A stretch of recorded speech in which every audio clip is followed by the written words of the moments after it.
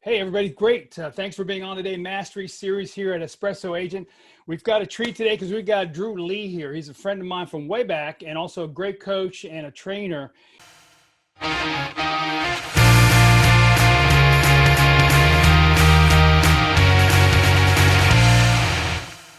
And we're going to talk about the business of real estate today because that's something that we really got to learn a lot about so that we can make a profit. Drew, thanks for being on. Appreciate it. Hey, my pleasure. Thanks for having me. Give us a little about your background, because I know that, we always like to know, like where were you born? No, I'm just kidding. Just a little bit about your background, in real estate. Well, a little bit of my background is when I was 22 years old, I had no idea what I wanted to do for a living. So I joined the military. That didn't really do a whole lot. I finished my degree while I was in the military in psychology. So I'm going to go get my master's degree. And I think the military and I had kind of come to a conclusion that we weren't a great fit for one another. I did my time. They had me. It was great. And so I decided to get out. And this was in 2003. And in 2003, I was going to go get my master's degree and become a counselor. And how cool is that going to be? And then right about that time, I started hanging out. I was going to sell my house, wanted the cash. It had appreciated really well. So I connected with my real estate agent. My real estate agent, who happened to be, and this was 2003, he decides he's going to open a brokerage. And by the way, you should come work for me. You should get a real estate license, come work for me. It'll be great. Paints me this wonderful picture that we all know how easy this business is. Yeah. So sure, I'm going to do that, make a little extra money while I'm going to school. Needless to say, good thing I finished my degree when I did, because I've been in the real estate business ever since. And in 2009, I got privileged to start teaching this program called Bold. Traveled around the country teaching that, and then I've been coaching real estate agents one-on-one since 2011. Yeah, I didn't realize you were in the military too. What were you doing in the military? What was your job? Was there a job? I was a weather forecaster / meteorologist for the first 4 years, and then I did 2 years in the Navy legal department. Not the JAG side, which is the prosecution side. I spent time learning what not to do and how mistakes can be dramatically life-altering. That's amazing, man. I had no idea. That's so cool. So first of all, thanks for your service. It was dangerous out there. It was a privilege. Honestly, that was an honor. It was an honor. Yeah. So now you're in. Tell me the real estate career. How did that go when you first started, and what taught you this whole aspect of the business of real estate when you were in it? Well, I started real estate in 2003, and then we went through and I sold, and I enjoyed it, and I was having a great time. I became a partner in that brokerage, and then we eventually launched a whole nother office and a different brokerage, and it was exciting. I enjoyed it, and then all of a sudden I started gravitating towards training real estate agents. Yeah. I was having fun selling. I was having fun working with the clients and buyers and sellers, and then all of a sudden I found a deep joy in working with the agents themselves. And the longer that I've been doing this, just the higher and the higher and the higher level. And it's kind of like, coaching to me is like putting two people in a dark room with the lights off, and the light switch isn't where it's supposed to be. So you can spend a day, a week, a lifetime literally figuring out, okay, what question are we going to ask? Where are we going to go? What are we going to study? Or what are we going to do? And who are we going to go model next? And we're going to find the darn light switch. When the light goes on, that's a good analogy. I like that. It goes like that. Yeah, that's cool. So in the years that you've been working, because you're also working some big teams, a lot of money coming in. Well, I want to today, if it's all possible, also help people to do better in the business side of the business.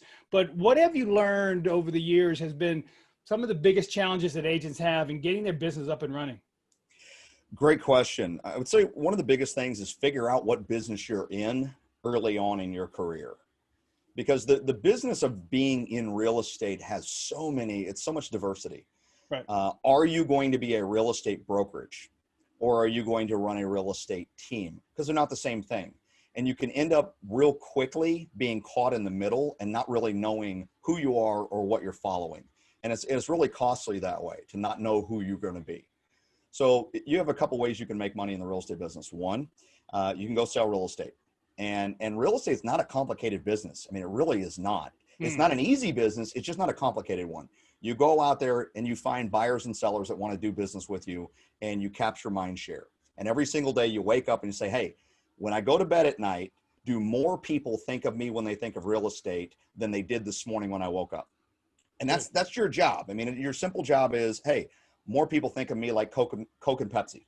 Okay. You know, Miller and Anheuser-Busch spend billions of dollars annually marketing to a target audience that they already have to keep predominant mind share. So that's our job as marketers. That's our job as real estate agents of, I wake up every morning and I go make sure more people think of me when they think of my product every single day. That's perfect. And, you know, after a while, you start getting this idea that, hey, maybe I want to start my own company. So can you please somehow warn people? No, just, you know what I'm saying? Just what makes a good, solid person to get into the business of doing their own business in real estate as a brokerage? Because there's a whole lot difference than running your own business. There is. And that's why it's such a dangerous trap to fall into if you're not clear on who you are and what business you're in and what business you're growing. You know, if you've seen the movie The Founder about Ray Kroc, you know, he had a great coach tell him one day, you don't know what business you're in. You think you're in the hamburger business, you're actually in the real estate business. Yeah. And it was that light bulb that went off that said, oh, this is the business I'm in. Be really clear on what business you're in.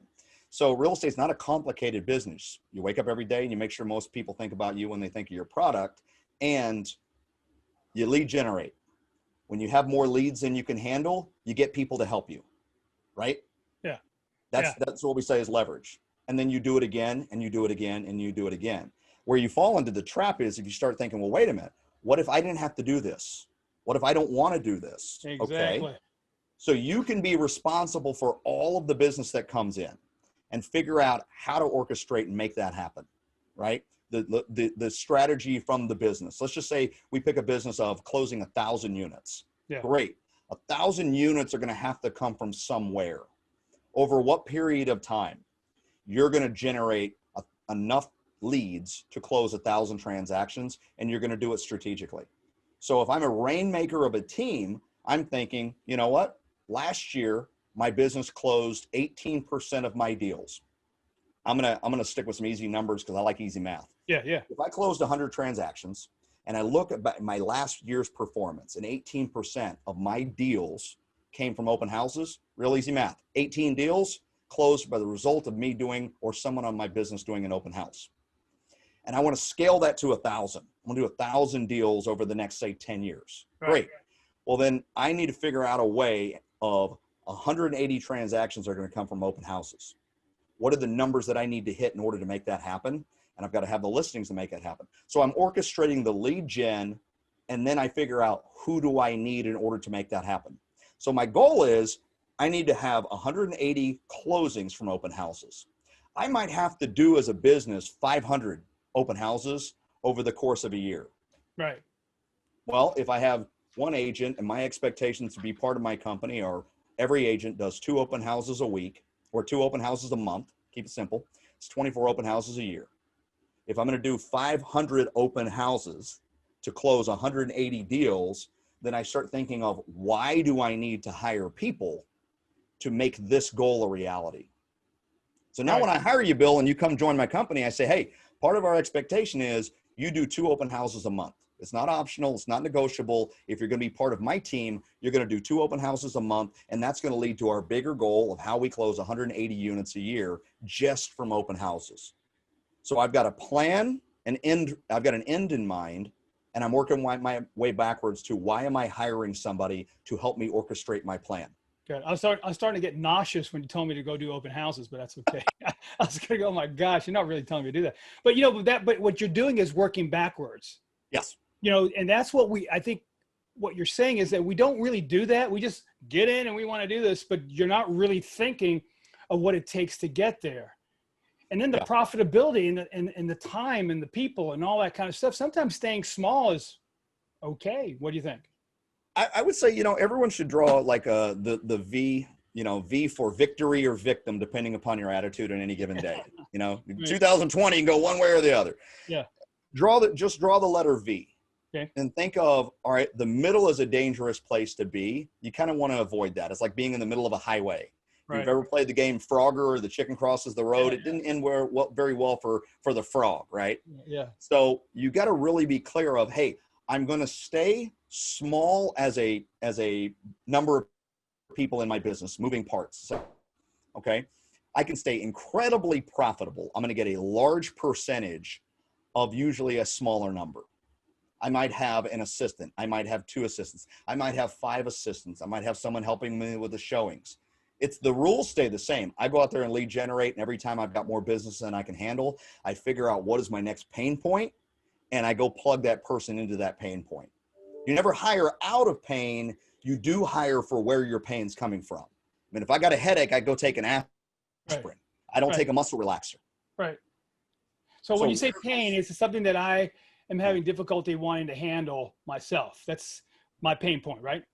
Well, when you see pain because you're paperwork. losing, you're seeing missed opportunity in the marketplace, that if only I had more help, or if only I could clone myself and I could do this. There's missed opportunity. Okay. And you're going to stay fairly small. You're going to make a lot. You can make a lot of money as a solo agent. I mean, you can make an incredible amount of money with having a few assistants, having some showing help. You can be very, very small as an entity. 5-10 people net $1 million a year. What's the average or range of expenses someone should have in percentage wise, whether they're small or big? I mean, obviously getting big, you're starting to scale better, but what's reasonable, do you think? If you can control, the 2 biggest expenses are your staff or your support people, and then your lead generation expenses. And if you can keep those 2 numbers, and all your expenses below 30%, you can run a really, really profitable business. I mean, if you can keep your expenses below 30%, you got $1 million business. I mean, arguably, depending upon the people, you could be, netting $700,000 a year pre-taxed. That's a damn good living. Right. That puts you in the 1%ers club of what you're earning. Yeah, I like that. And you know how it's interesting that, with Espresso, we're prospecting, we're getting leads coming in. And then there's a point in time when you start thinking, hey, I heard that these people are hiring ISAs to do the prospecting. So now you go, I finally can get out of this thing. You're right. So can you kind of go over that a little bit? Because I know that's very tempting. Yeah. And, I've got my opinions, but I want to get your take on that. Well, that's where we start finding ourselves moving to the middle, or the messy middle.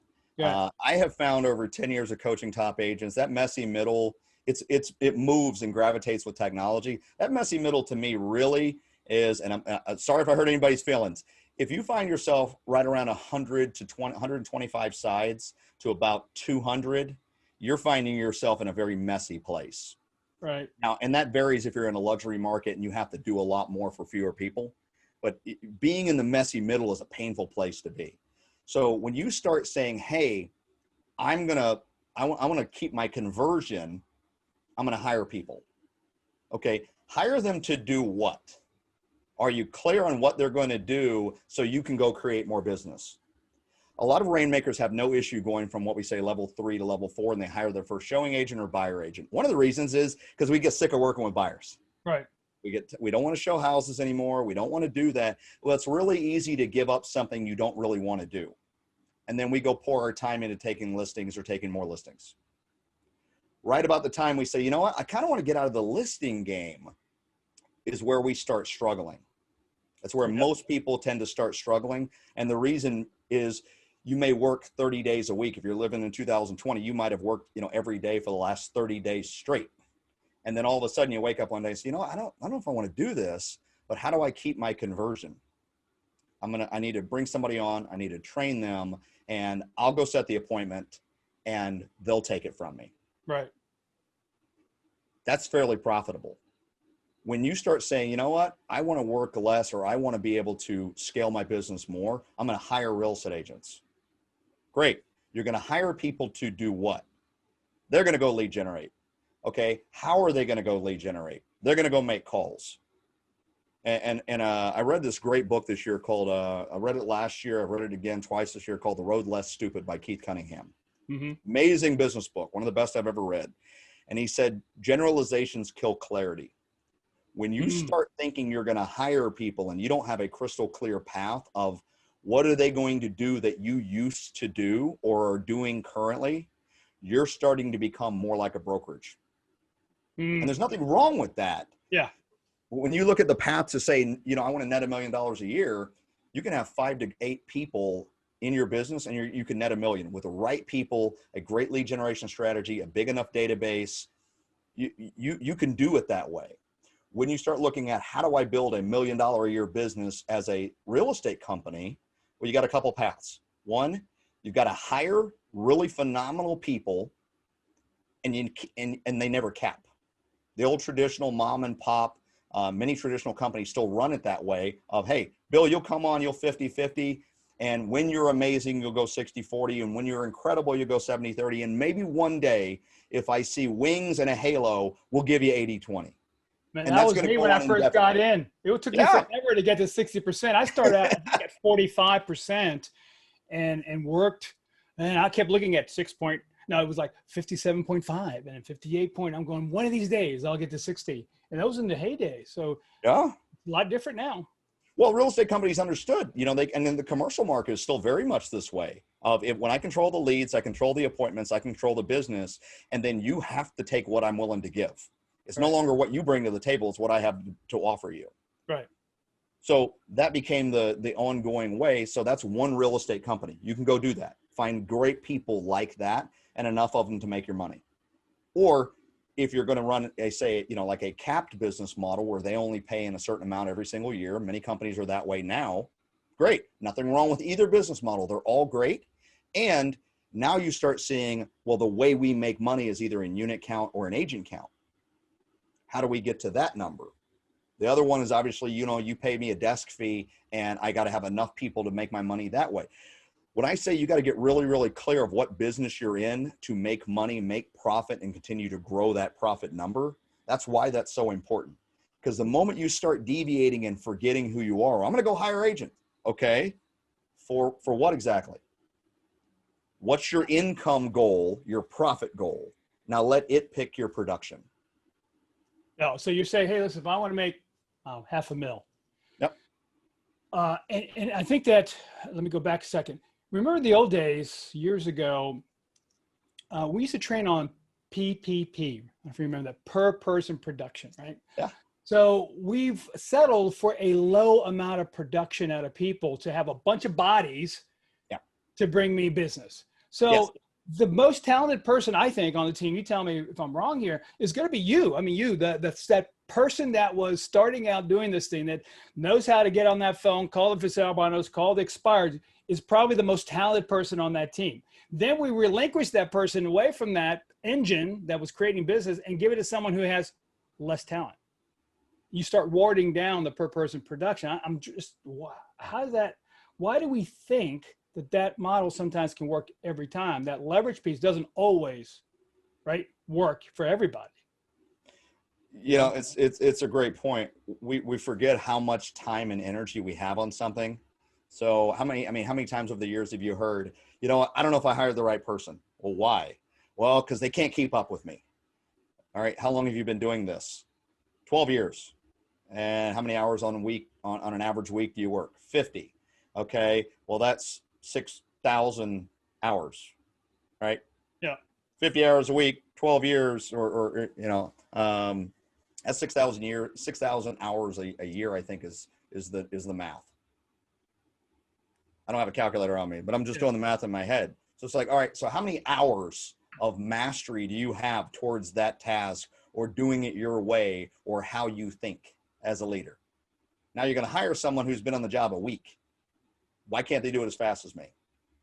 Because they're 72,000 hours short of where you are or 10 years short of where you are in experience. Right. So what piece of the job can they get as good as you? And the toughest part is just getting clear on, look, starting with your end in mind. I want to make $500,000 a year. What are all the ways to do that? And what's the fastest, easiest, you know, with least resistance way to do it?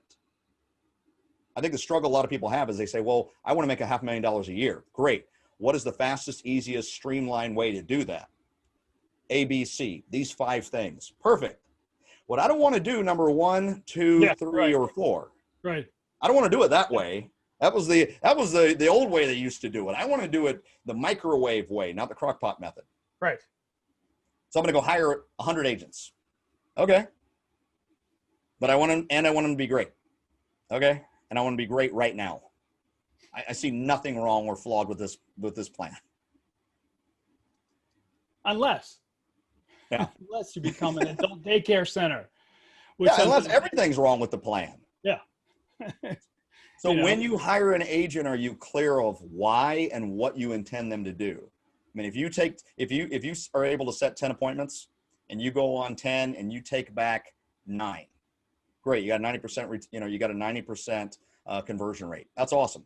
When you hire an agent, you have them start working with you to do the listings or do buyers. All right.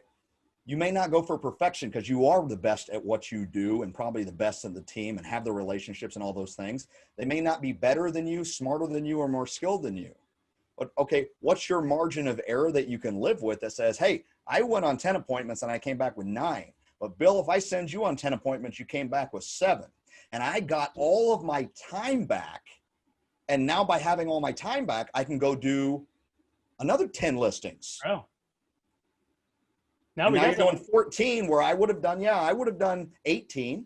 But you're doing 14 and I get all my time back again. That's a very, very profitable way to do it.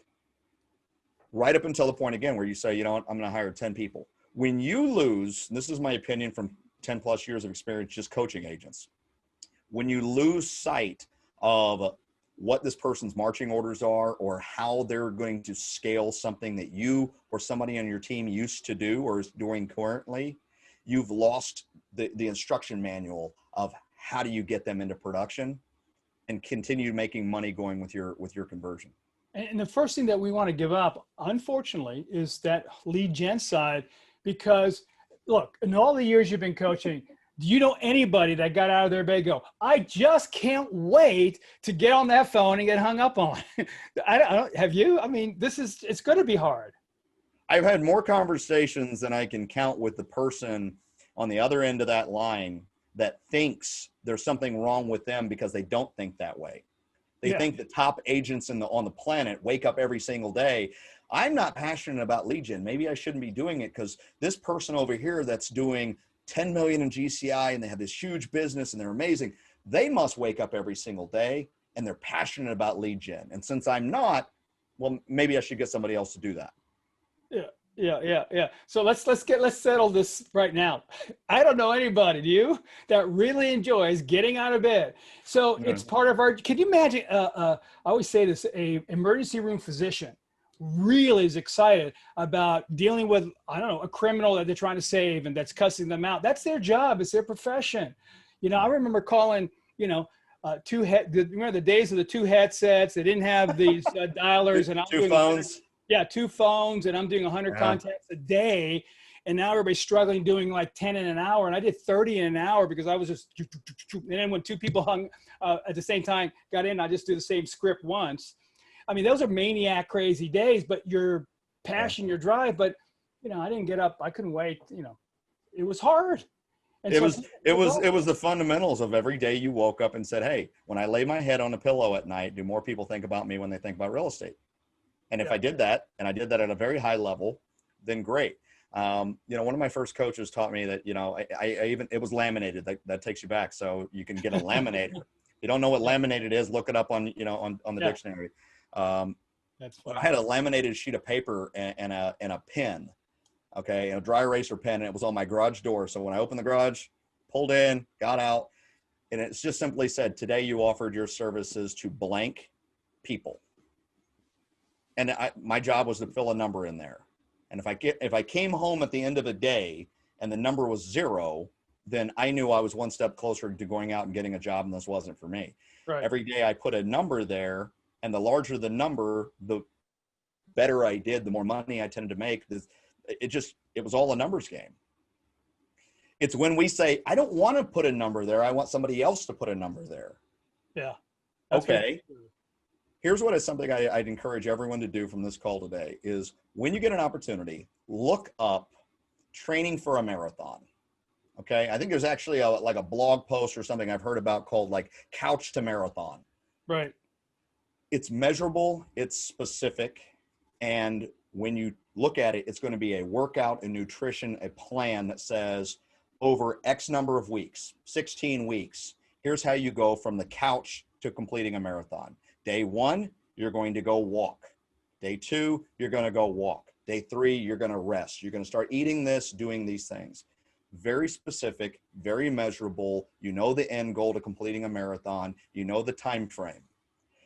Where is your business not operating that way? I love that analogy. So I'm a new agent. I just got into taking on Espresso and expireds and for rent boners. And I now, can you just give me this kind of semi list of couple Sure. that you want to make sure that this person succeeds and doesn't fail? Because we've seen too many people just not want to do this marathon thing. They want to do, I don't know what they want a limo driver to take them from there to the end. Yeah. So let's go over what you think would be the suggestions you would make for people that are brand new wanting to take on this whole thing right now. You know, in simple terms, the more people you know off the bat, the easier this is going to be, the easier the journey. Mm-hmm. If you're in an area and you know no one, I mean, there are very simply 2 categories of people, those that you know and those that you don't. If you're in an area and you say, all right, I went through my phone, my Facebook, my Instagram, my Twitter, my TikTok, and the list goes on and on of the ways we get to communicate these days, and you know very few people in your local area, I'm going to be honest, you're going to have a grind and it's going to be tough. Because the easiest thing to do is the bigger your network, the easier it is. Right. I mean, if you know 100 people, and we say on average, the rule of 5 says every person knows 5 people pretty well or very well. So if I know 100 people, I have the reach to 500. Right. I mean, if I have 1,000 people that I know, I have the reach to 5,000 people. The journey starts getting a lot easier when I can connect with people and say, hey, Bill, how you doing? I'm just checking to see if you have any real estate questions or any needs that I could help with. By the way, do you know that interest rates today are so low that I can give you a 6-figure income overnight just by buying a house? Let me give you an example. And here's put to the test. Yeah. $625,000 house at 4%. All right. $565,000 house at 4%, or a $675,000 house at 2.5. It's incredible, isn't it? I mean, it's essentially the same mortgage payment. $100,000 a year or $100,000 is how much buying power you get for the same mortgage payment today, depending upon the price point, depending upon the area. So, I mean, I just need to let you know that information's out there. I need to wake up every single day and let you know, hey, by the way, do you have any real estate questions, any needs, anything I can help with? Do you know anyone who's perhaps taken forbearance and doesn't quite understand the ramifications of what they said yes to? I need to educate them.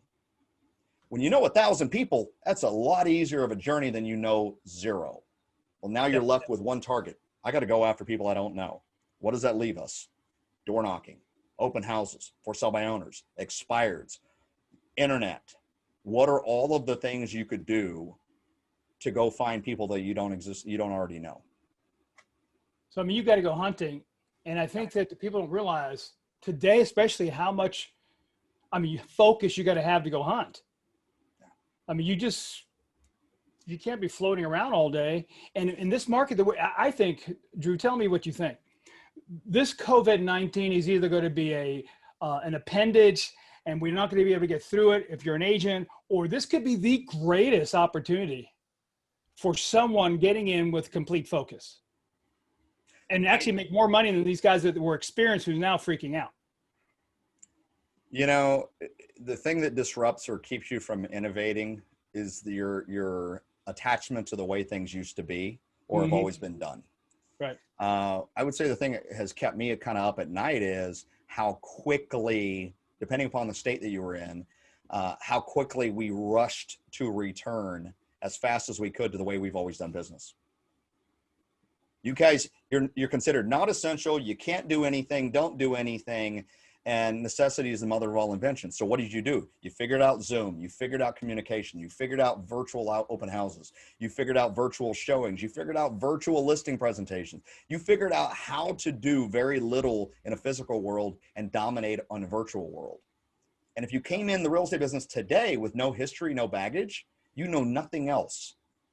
So you're going to be here when it comes to the next wave of technology and how to do business.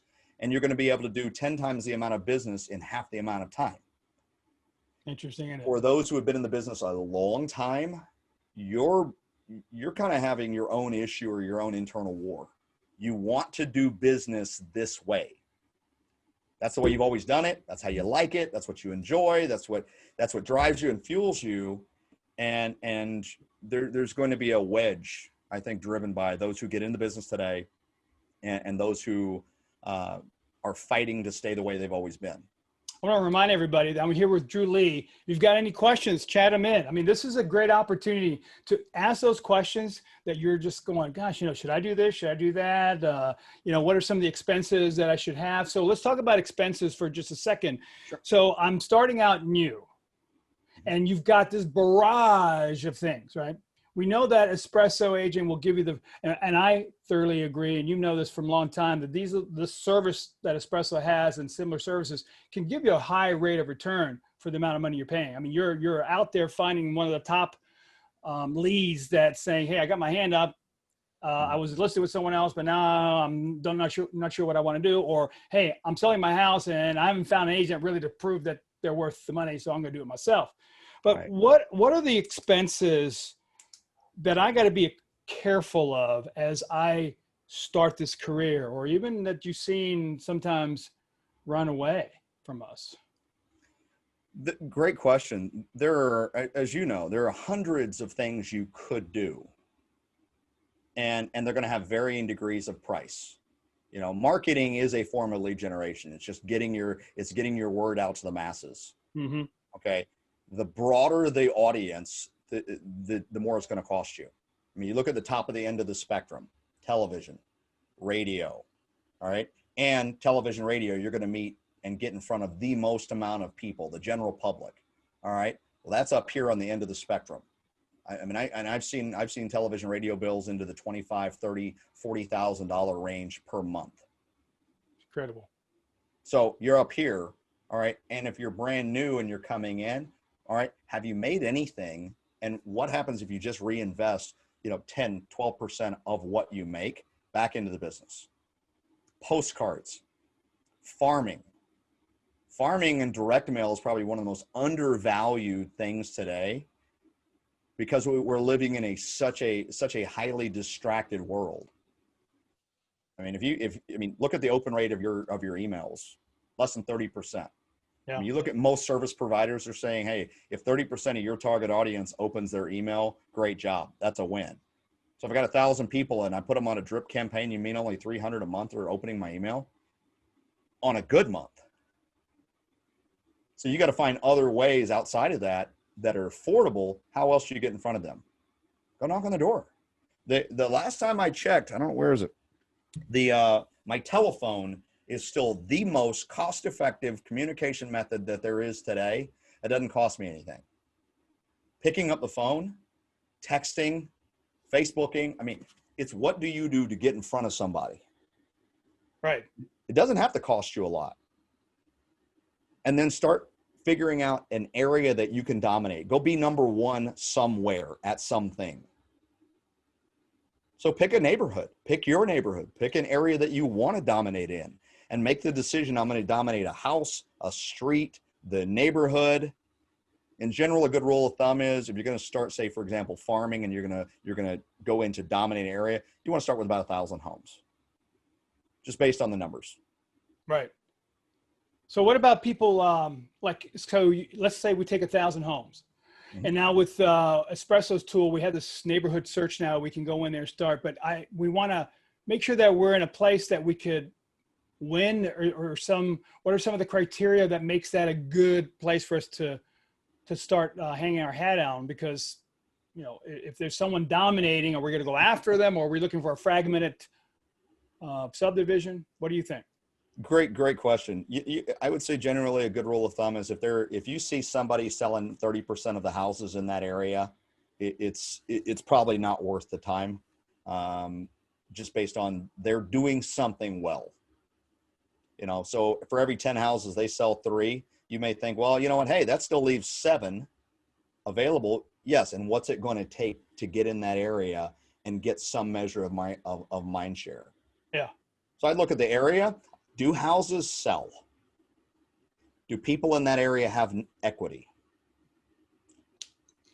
Is there a dominant agent that has 30% or more market share, meaning, for every 10 homes, they sell 3? And when you start seeing houses sell, a good number list every year, and no one has a dominant share, I'm going to go in and I'm going to make that happen. I'm going to start doing direct mail, 1,000 people. I'm going to do open houses. Anytime I see a listing come available in that area, I'm going to volunteer to do one.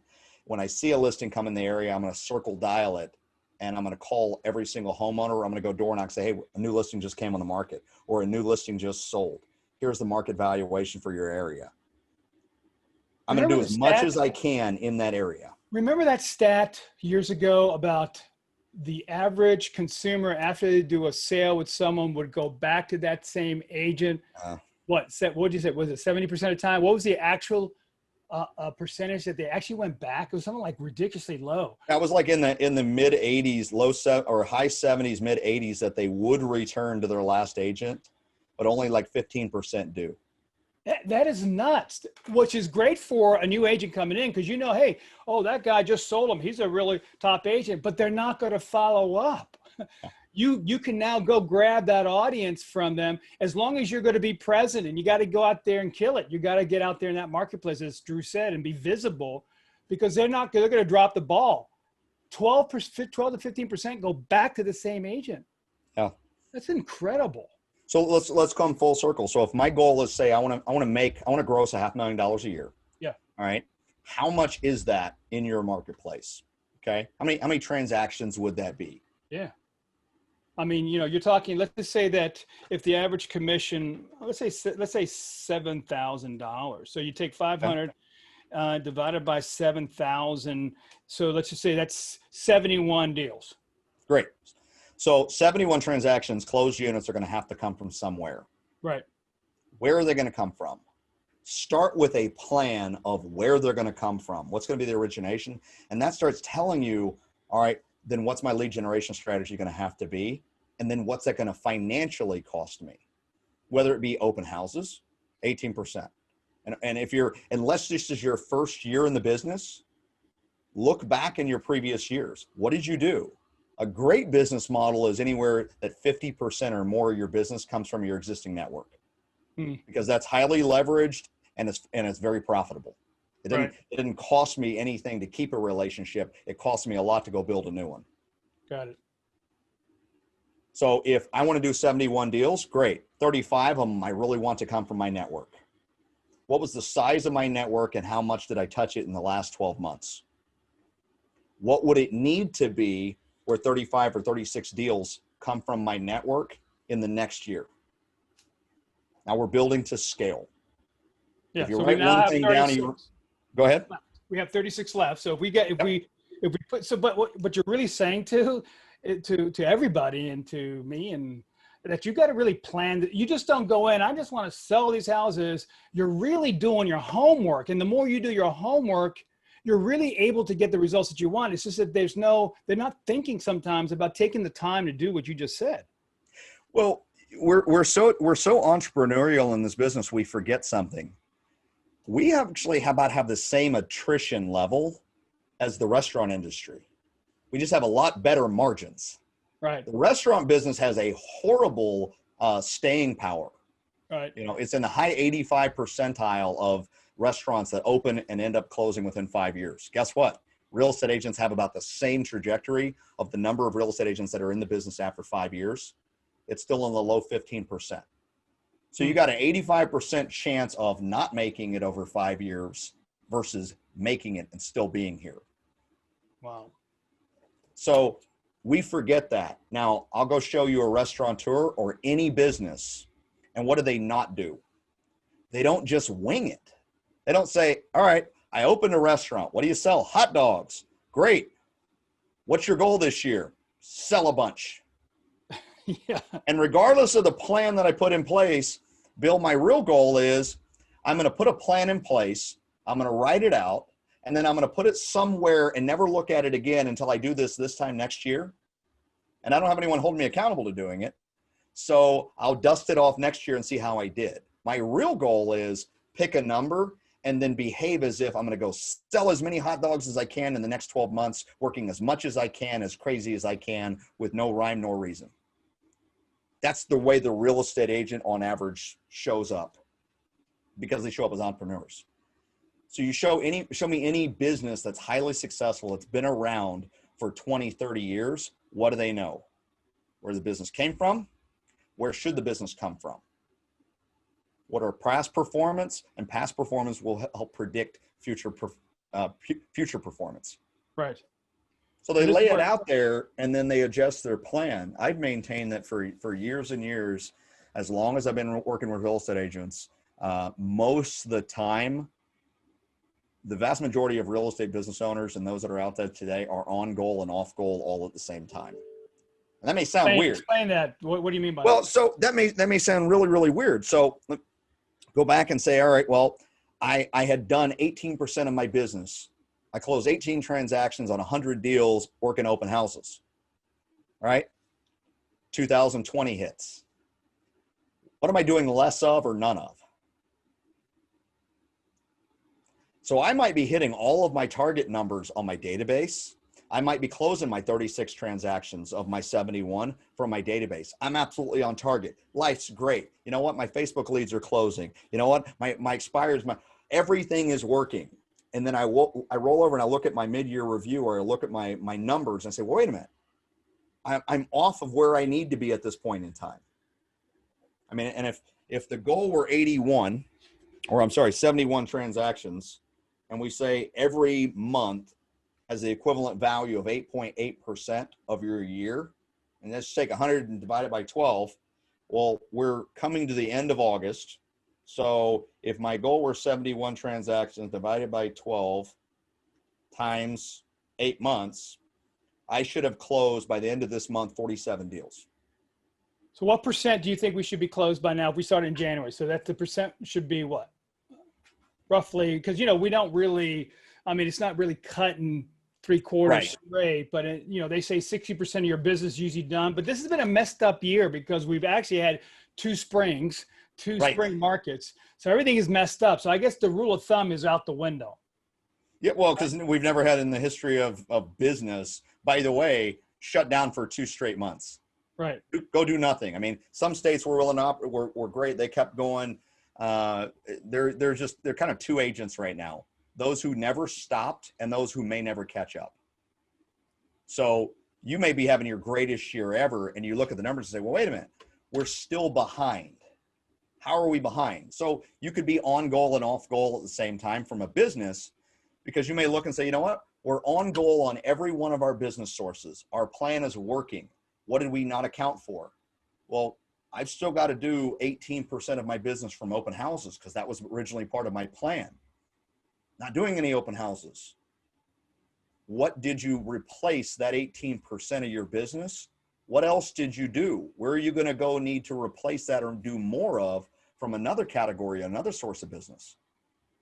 So that's what I mean. You can you can find yourself on goal and off goal throughout the year. The struggle is if you're not looking at the data and you're not looking at your business frequently enough, you may not know where the problem is. So then it just sprays of, yep, I got to go solve the problem. Well, where's the problem that you're attempting to solve? Well, I don't know. So what are you going to do? I'm going to go hire 10 agents. Yay. And now I'm in the middle of the road and there's cars coming both by. It's like I got 1 foot in hot water and 1 foot in cold, and I'm convincing myself I'm lukewarm in the middle. Is that the messy middle kind of thing? That's exactly it. So things I'm getting from you is that sounds like we need to be looking at a business plan a whole lot more than we normally do and make adjustments a whole lot quicker than we normally do, or else we will find ourselves behind the 8 ball, correct? Correct.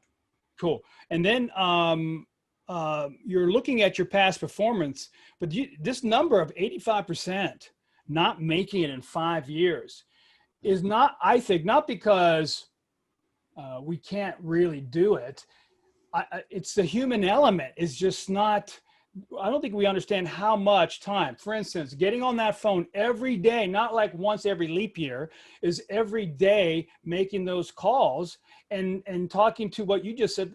You're going to make more business from people you don't know than what you do know. Knows will give you a certain amount, but we just got to get over this thing. So when you think about what you've been doing over the years with people, what have you found has been the, I said this from a coaching perspective, the big kick in the pants that has actually helped someone to actually start doing the things that they need to be doing? What has been that little elixir, that thing that you did that said, okay, they got it now, they're ready to go? And maybe that's a trade secret we're not allowed to talk about. He has Drew has this iron that he puts in the,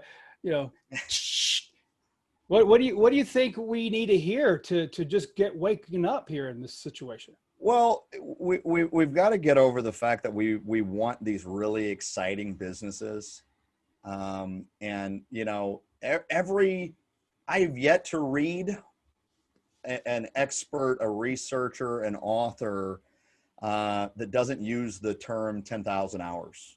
I haven't found someone that says you can master playing music, sports, your business in general, whatever you're doing, you can do it in a year. The number consistently seems to be 10,000 hours. It's time on task over time. Right. And we want these really exciting businesses. We want them fun, and we want them to move really quick. And we got to settle into the fact that, look, you're on the 10 to 20 year plan, and you don't want to be. I remember hearing Gary Keller say that in a talk, and he said, that's the biggest struggle is time on task. It is time on task. So what's the biggest kick in the pants? It's called earn the right. What does it take for you to earn the right to hire an assistant? What does it take for you to earn the right to hire 2 assistants? What does it take for you to earn the right to have a showing agent? What does it take to earn the right to have someone else go on a listing appointment? When have you earned the right, not taken the right, to go to that next level in business? Dave Ramsey said that we live in a very and society these days. I want this and I want this, and I want them both now. Right. So what are you willing to sacrifice in order to have that? I don't want to sacrifice anything. Awesome. Show me someone that's doing it that way. I mean, success leaves clues. Show me someone who's done it that way, who has made $500,000 a year or more, and they've leveled out of their business and they're not working anymore, and they're just making money selling real estate, sitting on a beach in Tahiti, drinking Mai Tais. Yeah. And they've done it in 2 years. Yeah. And the word is, and then done it legally. Legally, not illegally. Legally. Yeah. Yes. So this is so cool. So Drew, listen, man, there's so much, I could talk to you forever. So there's so much good information here. Let's just say your last closing thoughts on getting these people to understand where we are in the marketplace. Anything that you're seeing right now that they need to know. If you're having a great year, the data is probably working against you, because you may not be realizing that you're having a great year in spite of the rest of the market. Most markets that I've seen, the data says the market's down. The number of units is down. Okay. Not everyone's getting that. If you're having a great year, it's in a lot of ways it's artificial. It's being driven by incredibly low interest rates. I mean, I've never seen below 3%. Never. Wow. So, I mean, we can only use historically low so many times, except when there's a new history. Right. That's right now. So you've got these low interest rates, raising affordability, decreasing costs, and you've got this ridiculously crazy inventory. It's not just you, I promise. If you're sitting there saying, oh, wait a minute, I thought that was just me. No, it's all over the country. I'm talking to people all over the country, nationwide. Low inventory, buyers are out the walls. Everyone's having the same challenges. It's so easy to lull yourself into this false sense of security of we're in a great market, having a great year. Look at the data. and then ask yourself, what's coming? What's coming? Unemployment has continued to rise. Forbearance hasn't started yet. The payment's not due. I read in the Wall Street Journal, 70% of people took forbearance, didn't need it. And if you go from NerdWallet or you read any Ramsey statistics, they say that 78% of Americans live paycheck to paycheck. So we have a whole plethora of people who took money that they didn't need, not making mortgage payments, and probably don't still have the money. Don't know they got to pay the whole thing at once. Don't know they have to pay the whole thing. Don't realize they can't refinance in order to pay that back, regardless of how much equity. That's as of today. If the laws change, great. In the meantime, ask yourself, as the real estate professional, are you educating the people in your network as if they know nothing about forbearance, forgiveness, or are you waiting them to come to you? We've got to be that person that gets out there and says, you know what? I read a statistic. It's kind of scary. 78% of Americans live paycheck to paycheck, and a lot of people have taken forbearance. Do you know anyone that might have questions? Do a seller seminar. Do a Zoom on the difference between the two. What do you need to know if you took that? Because we have unemployment, we have forbearance, which is going to come due. We have an election year. That's always brings its own interesting, interesting spin. And we have whatever the hell else 2020 has in store for us. Yeah, really. Because we've had So it if all. you're ahead, stay ahead and realize you're outpacing, you're getting your unfair share, and stay there. You're going to have to stay, as you said, you got to look at your numbers on a regular basis, and you got to continue to work. Don't take the foot off the pedal. I heard this, and I got to fact check this, Drew. I'm not sure. But there was a gentleman who's doing a lot of foreclosure OREO business for many, many years in DC area, Metro. And he said that in the recession time, there were about 10 million foreclosures. They're planning for 35 million. Highly possible. And one of the reasons is the stimulus package, the way it was laid out is, you pump $2 trillion in, and then you pump another two, and you give companies the ability to not have to pay it back, and you attach strings to it. So I give you $500,000 as a business owner, and you don't have to pay me back, but here's the stipulation. You can't lay your people off. You've got to hold them. This has got to be used towards employees. Keep them employed, keep things driving forward. Okay, so all you have to do is now live to those terms until they expire. There's a reckoning that's coming that businesses nationwide are going to say, all right, we got X number of dollars. We don't have to pay it back now. And the way for us to recoup 2 months of being out is we lay off a huge workforce. Right. So you start combining these things, and I trust everyone here is, hey, we're going to make do. We're going to be fine. You're going to keep grinding. You're going to stay ahead. Just stay ahead of what could happen. So you're out there outpacing the market. Right. Yeah, it absolutely could happen. The foreclosure rate could go through the roof. It'll just be for a different reason. Mm-hmm. And if you're out there thinking, well, wait a minute, so many people are sitting on equity. Why would they foreclose? If you take a lot of listings and you surge the market all at the same time, and you don't let these people refinance, what happens? All that has to happen is days on market exceeds their ability to sell the property and pay back the loans. Right. Yeah. So we got to be ready. Got to be ready. Got to be ahead of it. Yeah. Drew, great stuff. Good job, man. I appreciate it. It's a pleasure. It's a pleasure being here. Thanks for having me. So how can they get a hold of you? They got any questions they want to talk to? How can they get a hold of you? Well, I'm figuring out this technology thing, and so I just started this thing called Twitter. Oh gosh, that's you can find me at Coach Drew Lee, and you can follow me at CoachDrewLee.com. You can find me on Facebook. To my knowledge, I'm the only one that's DRULEE. So it's Coach Drew Lee, #Gmail. I think I've got an Instagram account. It's all said the same thing, Coach Drew Lee. Cool, man. Thank you so much. Good job, man. Appreciate it. Thanks for having me. Guys. Get in touch with Drew if you got any questions. Talk to you next time on the Mastery Series at Espresso Agent. Talk to you. Bye-bye.